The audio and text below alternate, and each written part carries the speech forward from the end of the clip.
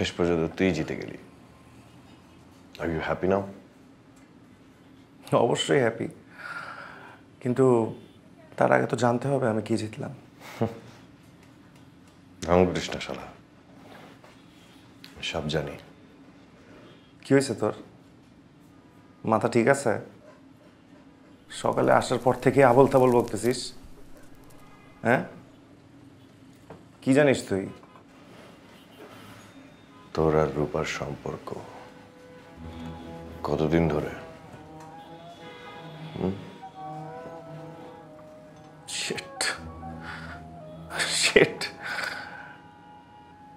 একটুও বদলাস নাই তুই, অ্যাজ ইউজুয়াল আগের মতোই ওভার পজিটিভ অ্যাবাউট রূপা। আমার সাথে একটু দেখা করতে আসলো আর এতেই তোর মাথা আউট। হ্যাঁ, এত দুর্বল তোর ভালোবাসা? এতদিন বাদে রূপা তোর সাথে এমনি এমনি দেখা করলো?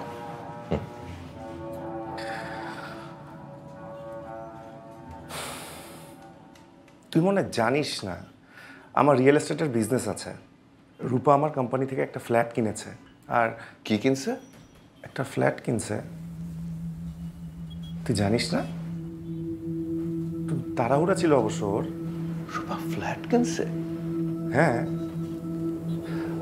একটা পুরানো ফ্ল্যাট পড়া ছিল, তাড়াহুড়ো করে নিয়ে নিল।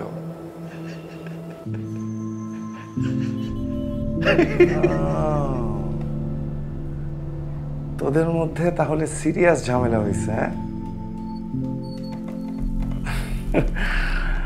then I should take my chance now.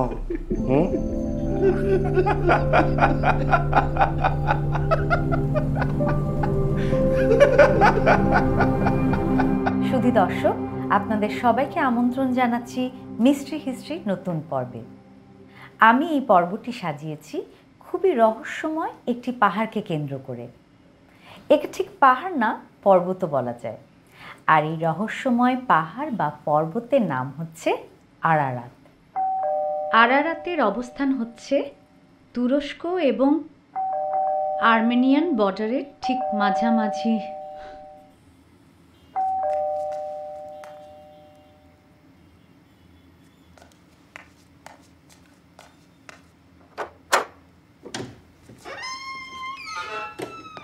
একবারে টিপটপ। বাহ, তোমাকে তো বেশ ভালোই লাগছে।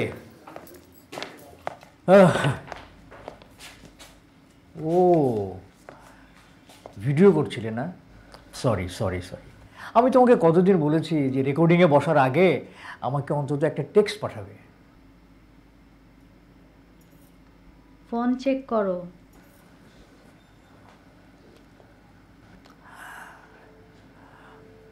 সরি সরি, আমি একদমই টের পাইনি। সরি। দাও, এখন এটা দিয়ে উদ্ধার করো প্লিজ। কি আনছো?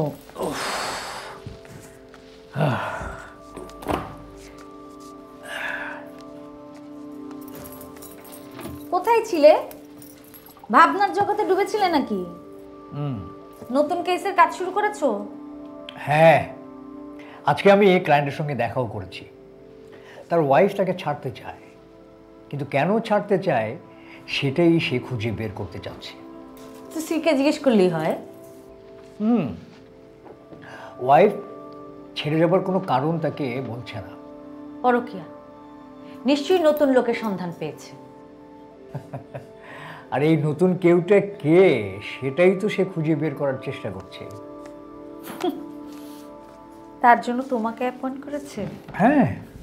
হ্যাঁ রে, বড় লোকরা না কত ফালতু কাজে টাকা নষ্ট করতে পারে। এই নষ্ট টাকাটাই কিন্তু তোমার ঘরে আসছে। কিন্তু আমার মন বলছে এই কেসটা খুব একটা স্ট্রেট ফরওয়ার্ড না। কিন্তু কেন মনে হচ্ছে সেটা কিন্তু কোনো স্ট্রং এভিডেন্স আমার কাছে নেই, আমার জাস্ট অনুমান। যাই হোক, আজকে কিন্তু আমি আমার ক্লায়েন্টের ভরসা অর্জনের কাজটা খুব ভালো মতো করেছি। তো ভরসা অর্জনের জন্য আজকে কয়টা মিথ্যে বলেছো তুমি? 3টা। 1, তুমি প্রেমিকের সঙ্গে পালিয়ে গিয়েছো। 2, আমাদের একটা মেয়ে আছে। আর 3, আমি সিগারেট খাই না। আমি বুঝি না প্রতিটি কেসের আগে এই ভরসা অর্জন তোমাকে করতে হবে কেন, তাও আবার মিথ্যে কথা বলে। আমাদের প্রফেশনে ভরসা অর্জন খুব ইম্পর্টেন্ট একটা বিষয়।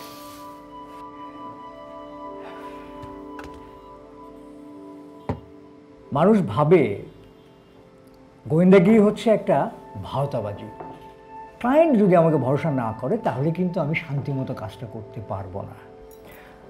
কেস সলভ করার জন্য ডিটেকটিভের পিস অফ মাইন্ড অনেক ইম্পর্টেন্ট একটা বিষয়। আমার বউ আমাকে ধোঁকা দিয়েছে, এই কথাটা শোনার সাথে সাথে আমার প্রতি এক ধরনের সিম্প্যাথি কাজ করা শুরু করেছে তার। সে আমাকে তার নিজের দলের লোক ভাবতে শুরু করে দিয়েছে। লোকটাও কি নন স্মোকার যে তুমি তার কাছে নিজেকে নন স্মোকার হিসেবে প্রেজেন্ট করছো? সিগারেটের বিষয়টা তো ভিন্ন। সে যখন আমাকে সিগারেট খাওয়াটা অফার করলো তখন আমি তাকে না করে দিয়েছি। সে জানে স্মোকিং ইজ হার্মফুল, আর স্মোক করার ব্যাপারে তার নিজেরও একটা গিল্ট কাজ করছে। যখন সে জানলো যে আমি নন স্মোকার তখন আমার প্রতি তার ভরসাটা অনেক বেড়ে গেল। তার সাবকনশিয়াস মাইন্ডে আমি তার কাছে অনেক বড় হয়ে গেলাম, কারণ সে যে অভ্যাসটা ত্যাগ করতে চাইছে আমি সেটা থেকে অনেক আগেই মুক্ত। ওয়েট, সে যে স্মোকিংকে হার্মফুল মনে করে আর সেটা যে ত্যাগ করতে চাইছে, মানে সিগারেট ছাড়তে চাইছে, তুমি এটা কি করে জানলে? অবজারভেশনের মধ্যে দিয়ে। You see but you do not observe. আর detective does not see, he observes. আমি তার টেবিলে সিগারেট ছাড়ার ব্যাপারে ব্যবহৃত ওই নিকোটিন চুইংগামের প্যাকেটটা দেখেছি। সে সিগারেট ছাড়তে চাইছে বাট পারছে না। এই সিগারেট খাওয়া নিয়ে তার ভেতরে এক ধরনের গিল্ট কাজ করছে। এই সে, তুমি, লোকটা, এগুলো শুনতে শুনতে না আমার কান পেকে যাচ্ছে। এই লোকটার কি কোনো নাম নেই? আছে আছে, রিফাত। আর বউয়ের নাম হচ্ছে রূপা। রিফাত, রূপা, দুইটা আর আসমা, আরিফিন, দুইটাই। ইন্টারেস্টিং না? ইয়েস, খুবই ইন্টারেস্টিং। আচ্ছা যাক, তুমি তো আমার কাছ থেকে অনেক কথাই শুনলে, এবার তুমি আমাকে বলো যে আজকে তুমি কোন বিষয়ের উপরে ভিডিও বানাচ্ছিলে, বলো। আরারাত, পৃথিবীর সবচেয়ে রহস্যময় পর্বতের নাম আরারাত।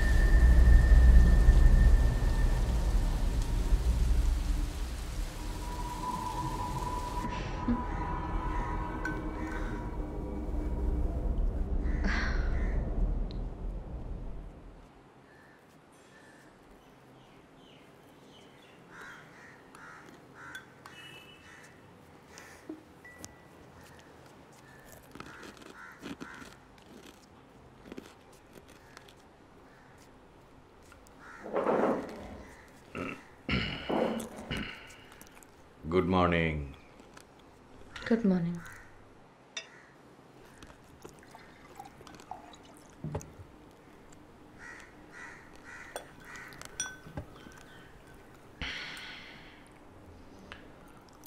একটু তো হেসেও বলতে পারো, হাসলে তো ক্ষতি নেই। কেন তুমি জানো না আমি যে কম হাসি? জানি, কিন্তু ইদানিং তো একেবারেই হাসো না।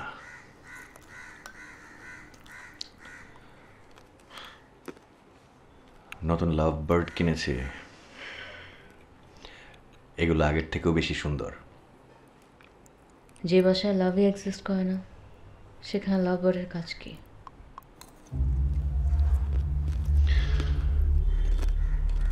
আমি জানি, মানে ওগুলো তোমার ফেভারিট ছিল, কিন্তু আমার আমার মাথা ঠিক ছিল না।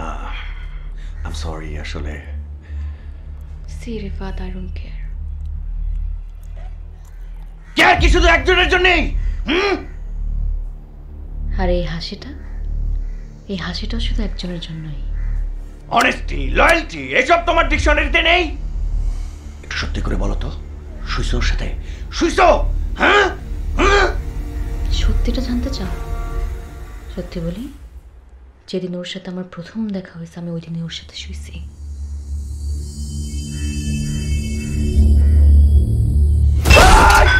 তুমি আমাকে শেষ করে দিচ্ছ। তুমি আমাকে শেষ করে দিচ্ছ। তুমি আমাকে খারাপ প্রমাণ করতে চাও? খারাপ? হ্যাঁ, তাহলে আমি খারাপ। আমি যদি জানতাম ওই পৃথিবীতে এক্সিস্ট করে তোমার সাথে কখনো শুইতামই না। কোথায় যাচ্ছ তুমি? ছাড়ো আমাকে। ছাড়ো। কোথায় যাবা বলো? ছাড়ো।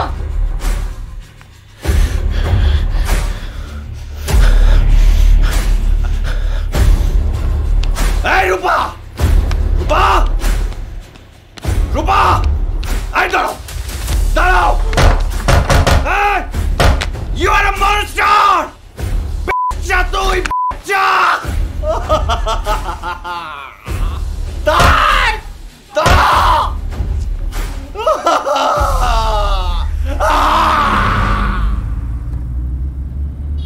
তুই কি রূপার গায়ে হাত তুলেছিস? রূপার গায়ে হাত তুলবো কেন? ফালতু কথা বলিস না। রূপা তোকে যেভাবে বাসায় আটকে রেখে গেল, ইটস নট নর্মাল। কেউ তখনই এমন করে যখন সে নিজেকে হুমকির সম্মুখীন মনে করে। রূপার গায়ে হাত তুলিনি, কিন্তু যদি দরজা লক করে বাইরে না বের হয়ে যেত তাহলে হয়তো। Rifat, you are losing it. You love Rupa. মানুষ যাকে ভালোবাসে তার গায়ে কখনো হাত তুলতে পারে না, ভুলেও না।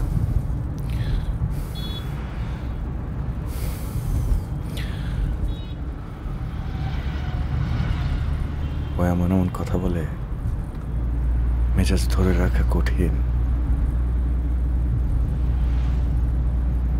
এনিওয়েজ, আমাকে উদ্ধারের জন্য থ্যাঙ্কস।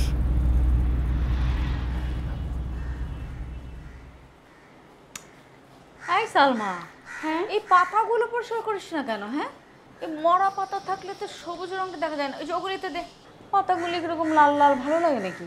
আস্তে আস্তে করবি কিন্তু। আচ্ছা, গাছটা খুবই নরম, পরে ফিরে যাবে।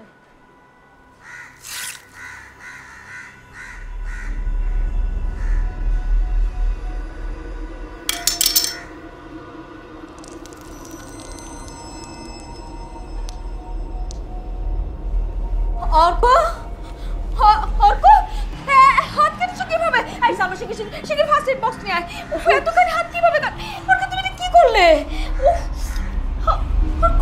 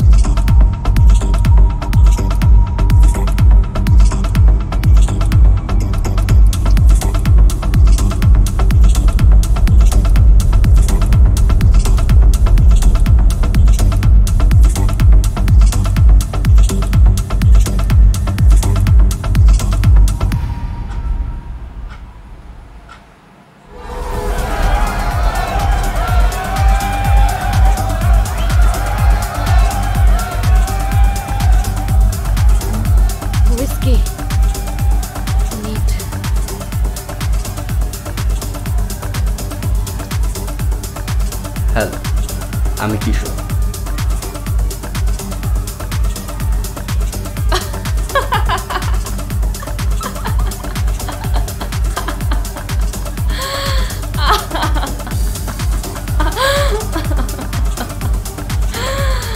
আপনি কিশোর, কিন্তু আমার বয়ফ্রেন্ড যুবক, ওর অনেক রাগ।